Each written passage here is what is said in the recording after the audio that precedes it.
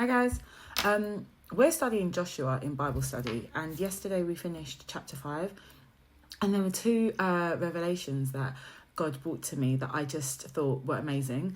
Okay, so the first one is, and for anyone who doesn't know, Joshua chapter 5, we're at a time where the Israelites are almost at their promised land. They're literally like on the outskirts. They can see it. They've been wandering in the wilderness for 40 years.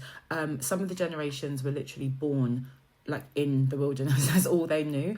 And whilst wandering through the wilderness, obviously they didn't have food, like they didn't have like livestock, they didn't have any of the things that they had when they were in Egypt. Yeah, they were in captivity, but they were in the wilderness moaning about, oh, we don't have onions and stuff, you know, ignoring the fact that they'd been delivered literally from slavery.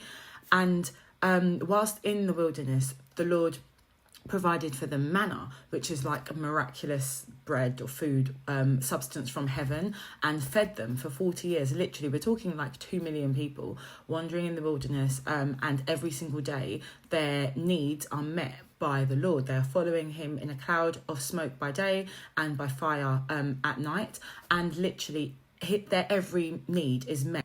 Now, it may not have been to what they thought they wanted, but they were sustained. And as we were going through it, and we got to chapter 12, and the manna ceased the day after they ate the produce of the land. So God sustained them for 40 years, wandering through the wilderness with no food, no way to basically sustain themselves. They literally were fully reliant on God. They had no other option. Literally, there was nothing they could do in their own strength.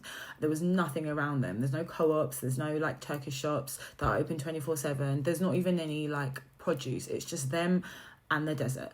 And God is so merciful, because not only does he meet their needs, not only does he sustain them, he's faithful, because he kept the promise that he made to their forefathers. And the moment that they no longer needed the manna was gone. That was the end. So he sustained them right until the very end. And I think it just really hit home, like, that is the God we serve. He is the same God that rescued the Israelites from the wilderness. He's the same God that is watching us, that is mindful of our every move, our every need. You know, in the Bible, I can't remember where it is, but it says, who is man that God is mindful of us? Like, who are we? But we are his children. And anyone out there that's got children, or children that you care about, be it nieces, nephews, friends, kids, you know that if you're out with them, you're watching their every move. You're making, or even if they're in the house, you're mindful of their every move to keep them safe. And we are sinful, broken humans. How much more does our Father in heaven see us, care for us, love us as his children? It's mad. It's so wild. And guys, just a word of encouragement. Anyone that is struggling, if you're going through a season and you might look around and just be like, I don't even understand how I'm going to get through this. Like, I need so much. How, like, honestly, put your trust in God. Like, he's good for it. You know, he is not going to let you down.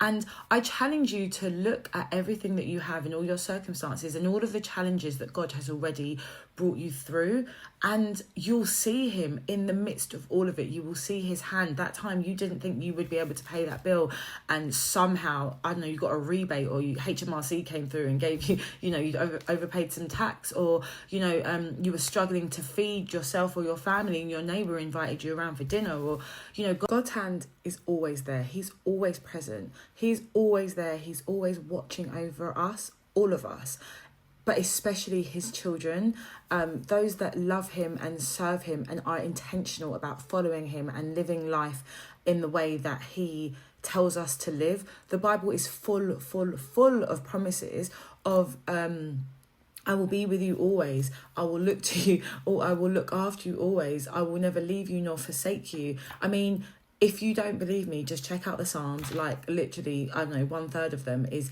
David just saying, like, my God, my ever-present help in my time of need, my refuge.